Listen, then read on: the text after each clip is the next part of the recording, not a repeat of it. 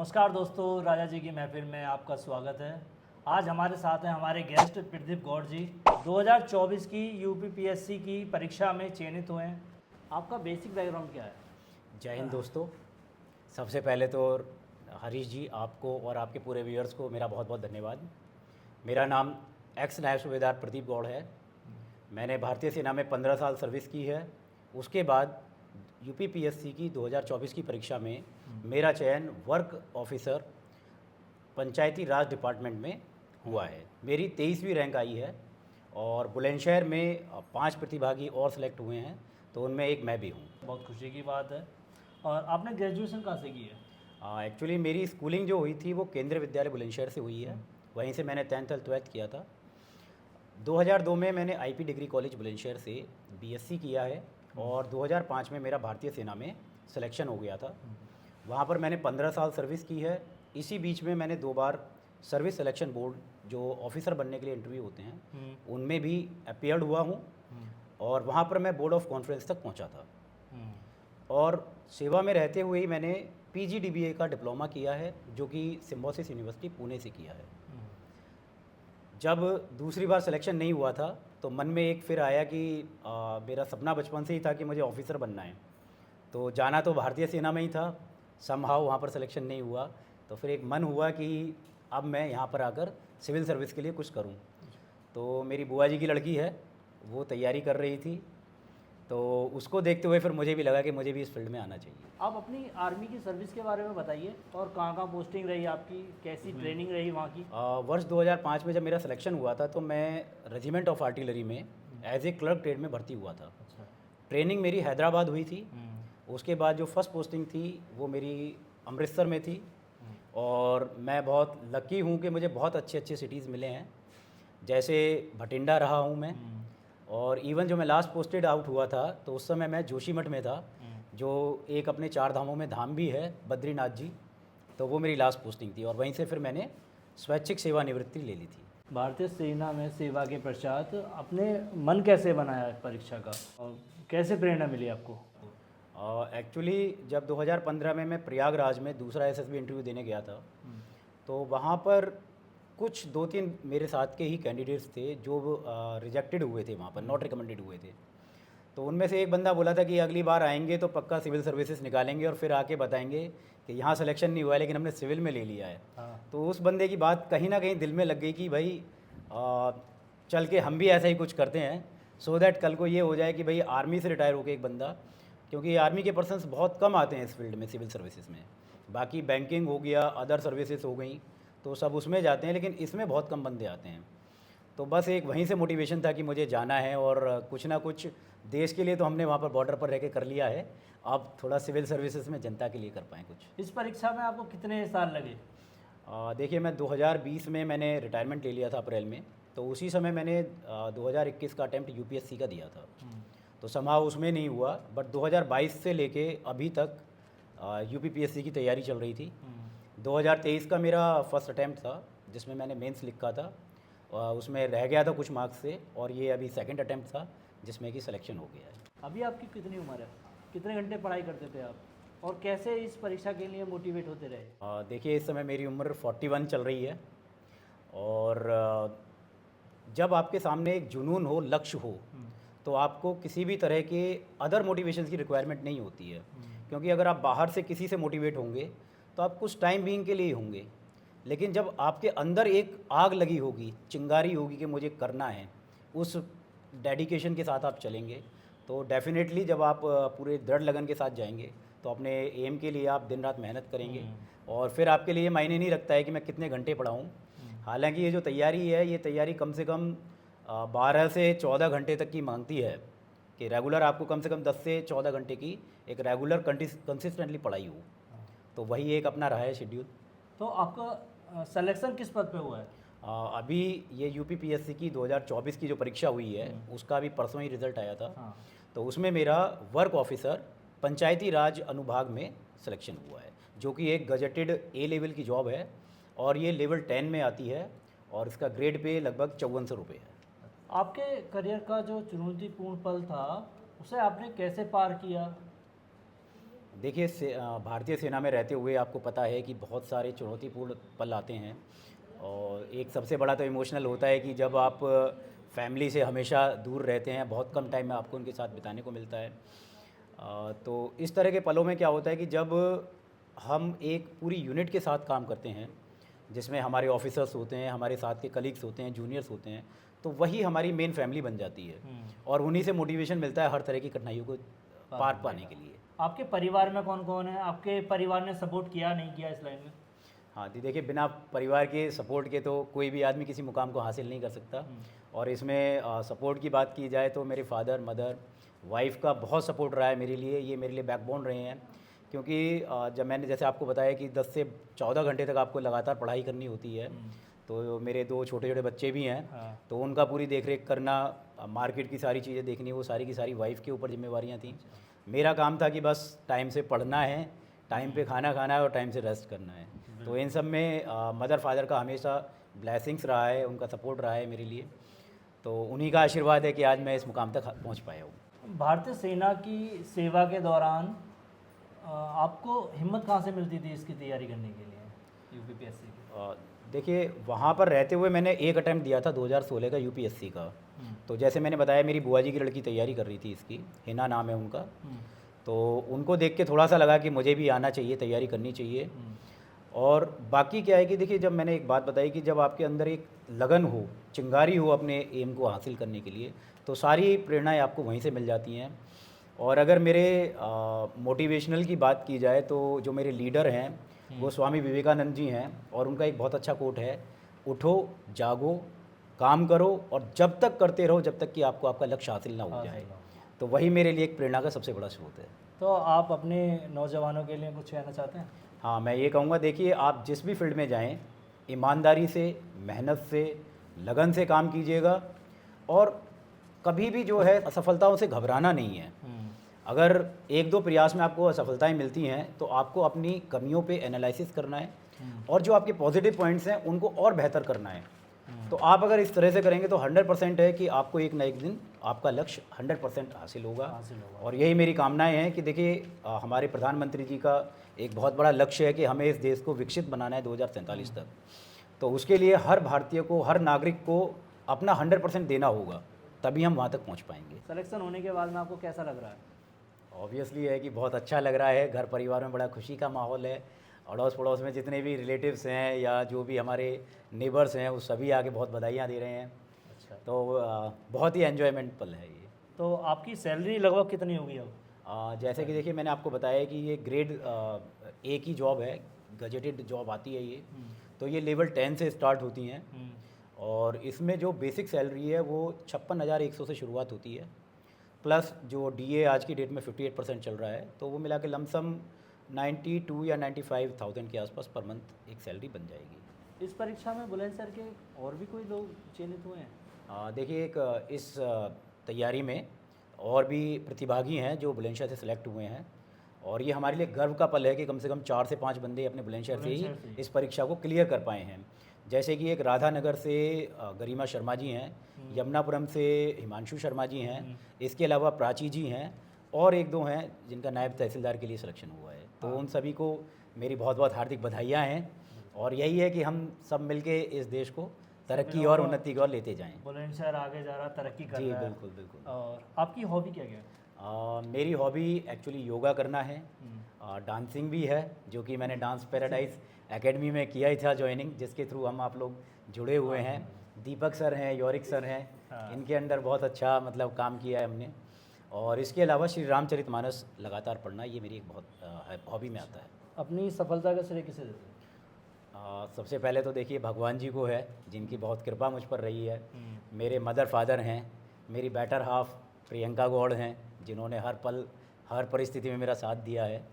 तो सफलताओं का श्रेय इन्हीं के लिए है, पूरे परिवार के लिए। बहुत अच्छी बात है। पैराडाइज डांस स्टूडियो से आप कब जुड़े?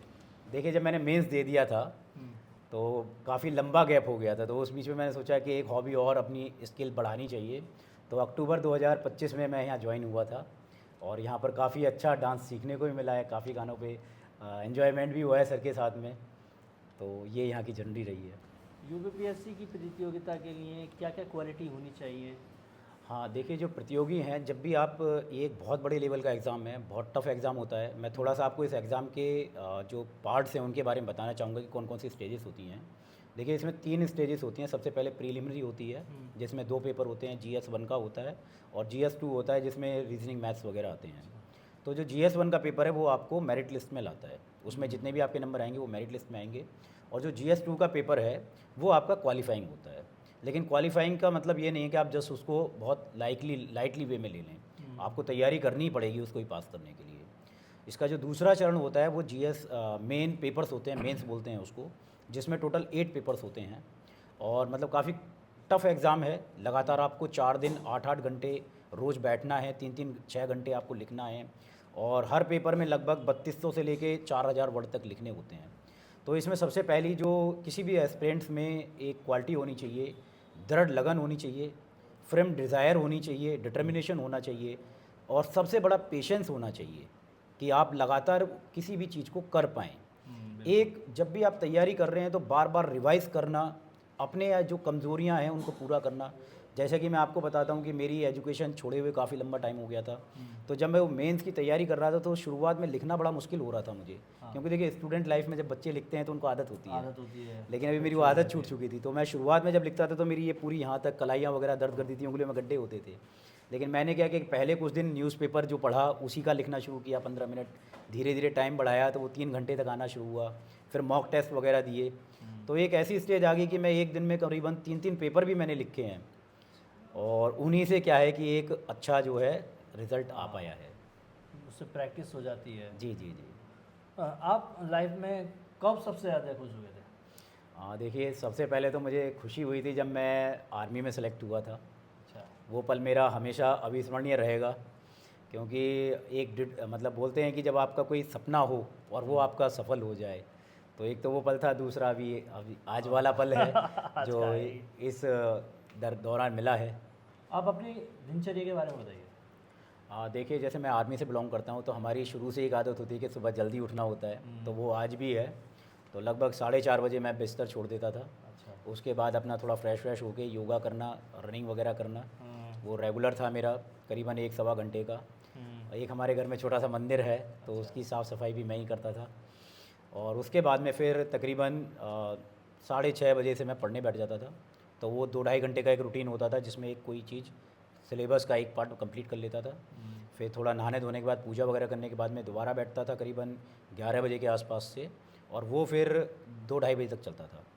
फिर 1 घंटे का रेस्ट करने के बाद में दोबारा 4 से लेकर 7-8 7:30 बजे तक पढ़ाई होती थी। और फिर एक पूजा वगैरह का हो जाता टाइम, थोड़ा रेस्ट का हो जाता था, डिनर वगैरह का। और उसके बाद फिर लगभग 8:30 बजे से लेके लास्ट मेरा 10 सवा 10 तक पढ़ाई का टाइम होता था।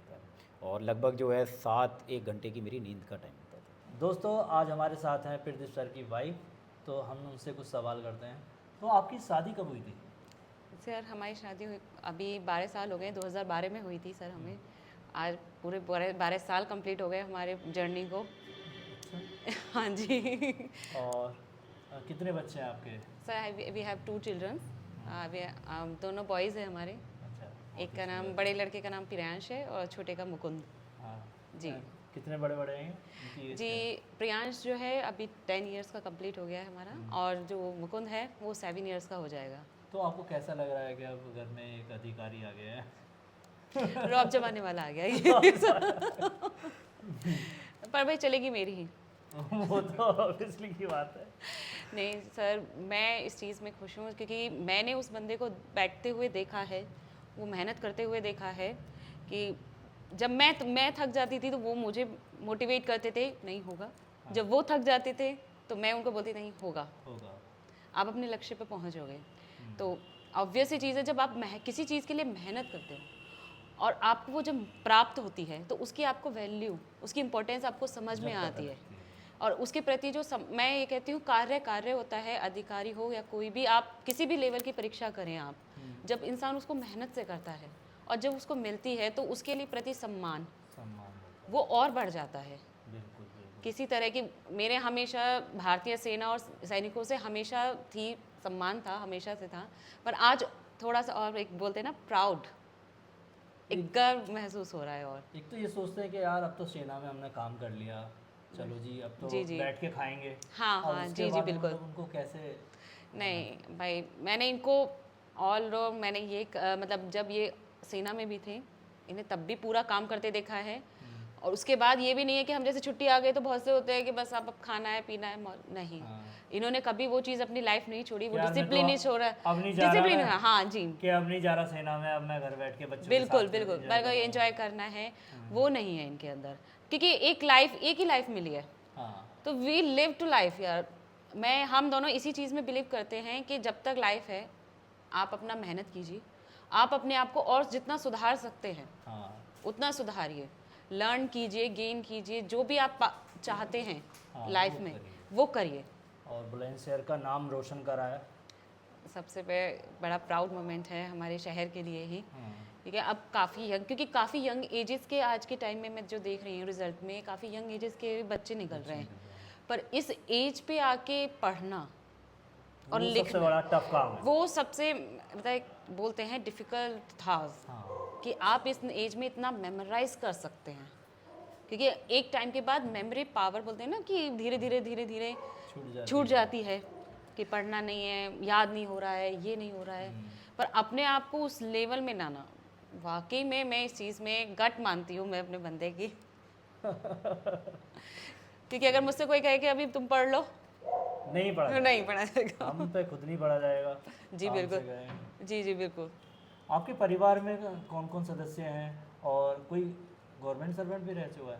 जी जी सर, मैं इस चीज़ में बहुत ज़्यादा, मैं अपने आप को बहुत खुशनसीब समझती हूँ कि मेरे जो दोनों फादर्स हैं, हाँ, जो मेरे रियल फादर हैं वो भी गवर्नमेंट सर्वेंट है, हाँ, वो कचहरी में है, हाँ। और जो मेरे, इसी बुलंदशहर के जरिए? जी जी बिल्कुल, अच्छा, और वो भी क्लैरिकल डिपार्टमेंट में ही हैं, क्या बात है। जजी में। और जो मेरे फादर इन लॉ हैं वो भी आर्मी से रिटायर्ड हैं। क्या बात है।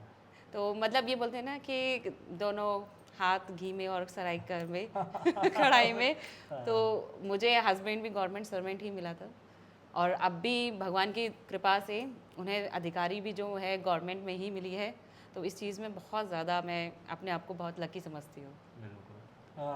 मतलब सर से मुलाकात कहाँ हुई थी आपकी सबसे पहले? सर ये कह सकते हैं मैंने नहीं, इन्होंने मुझे ढूंढा था। कैसे? किसी मंदिर के बाहर या?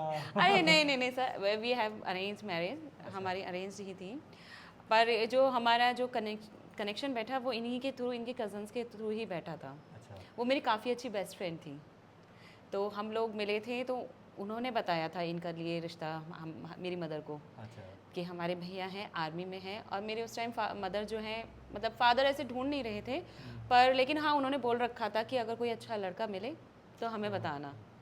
तो तब ये उस हफ्ते वीक में हमें टकरा गए, रिश्ता टकरा गया, तो मेरे फादर मदर को समझ में आ गया, अंडरस्टैंडिंग हुई हम दोनों फैमिलीज़ के बीच में, तो हम लोगों का वहीं रास्ता फिक्स हो गया। हो गया। कुछ कंडीशंस थी कि आपको 1.5 वेट करना पड़ेगा, या अगर आप 1.5 ईयर्स वेट करते हैं तो उसके बाद ही मैरिज होगी। हाँ, तो फिर आपने वेट कर लिया होगा तो उसके बाद? अब सब भाई वो ही है, उस टाइम पे वेट करना ही, एक बोलते हैं ना उस टाइम पे पेशेंस बहुत अच्छे लेवल का होता है। आज के टाइम में, आज की जनरेशन नहीं में है। वो पेशेंस नहीं है, और हर चीज़ में तो आपकी पढ़ाई है, स्पोर्ट्स है, आप कुछ भी पैशन आप फॉलो करते हैं, जब तक आपके पास में पेशेंस नहीं है आप कुछ नहीं अचीव कर सकते। बिल्कुल। आपका रिश्ता भी है, अगर आप किसी रिलेशनशिप में भी हैं तो आप में उसमें भी पेशेंस रखना बहुत ज़रूरी है। तो हम लोगों ने वो पेशेंस रखा, हमारा 1.5 साल रिश्ता रुका, और आज इस मुकाम पे कम्प्लीटली 12 ईयर्स हैं जी। मैम, आप हमारे शो में आए, बहुत बहुत धन्यवाद। बहुत बहुत धन्यवाद, आपका भी बहुत बहुत धन्यवाद। तो आपकी पसंदीदा बुक या फिल्म कौन सी है? हाँ, देखिए बुक्स में तो मैं श्री रामचरितमानस ही मानता हूँ, जो बहुत प्रेरणादायक है। श्री रामचंद्र सभी जी लोगों हमारे, को पढ़नी हाँ, चाहिए। जी जी, उससे क्या है, आपको पूरा एक परिवार में किस तरह से रहना है, समाज में किस तरह से रहना है, वो सारा ज्ञान मिलता है। मूवीज़ की बात की जाए तो एक बड़ी अच्छी मूवी है धमाल करके, हाँ, जो मुझे बहुत पसंद है, जिसका फर्स्ट पार्ट, और मतलब बहुत अच्छी कॉमेडी है। उसके अलावा लक्ष्य मूवी जो ऋतिक रोशन की थी, तो वो एक लक्ष्य जो था वही मेरी लाइफ का भी था, कि अपना एम करना है, तो उसके लिए आप जितनी मेहनत कर सकते हैं वो कीजिएगा। बहुत अच्छी बात है। और आपके करियर को लेकर क्या सपने आ रहे? देखिए जैसे मैं इस फील्ड में आ रहा हूँ, तो ये एक एडमिनिस्ट्रेटिव जॉब होगी, जिसमें जितनी भी पंचायतें हैं, पंचायतों के सचिव हैं, अपने अध्यक्ष हैं नगर पंचायतों के, तो ये सारी चीज़ें मेरे साथ कोऑर्डिनेशन में होंगी। तो मेरा मानना ये है कि जो भी काम मिलेगा उसको ईमानदारी से किया जाएगा, और प्लस साथ साथ देश को उन्नति की तरफ बढ़ाने के लिए जितने भी मेरे प्रयास होंगे मैं पूरा 100% डिवोशन के साथ वो देने की कोशिश करूँगा। बहुत अच्छी बात है। और आपको राजा जी की महफिल में आके कैसा लगा? बहुत अच्छा लग रहा है मुझे, और आपके लिए बहुत बहुत धन्यवाद कि आपने मुझे इस प्लेटफॉर्म पे बुलाया है, और बहुत दिल से आपके लिए धन्यवाद है। आपका शो है, आप कभी भी आओ जी। Thank you very much. बहुत बहुत धन्यवाद दोस्तों। आज हमारे साथ प्रदीप गौड़ जी आए हैं, और ऐसे ही देखते रहिए हमारा शो राजा जी की महफिल। और कुछ कहना चाहोगे ऑडियंस से? थैंक यू वेरी मच आपको और आपकी पूरी ऑडियंस को, और आपके लिए बहुत बहुत बधाइयाँ और शुभकामनाएं कि आप भी अपने जीवन में इसी तरह से काम करते रहें, लोगों को जागरूक करते रहें, बिल्कुल। और इस देश की उन्नति में हमारी भागीदार बने। बहुत बहुत धन्यवाद आपका। Thank you. जय हिंद। जय हिंद, जय भारत। जय भारत।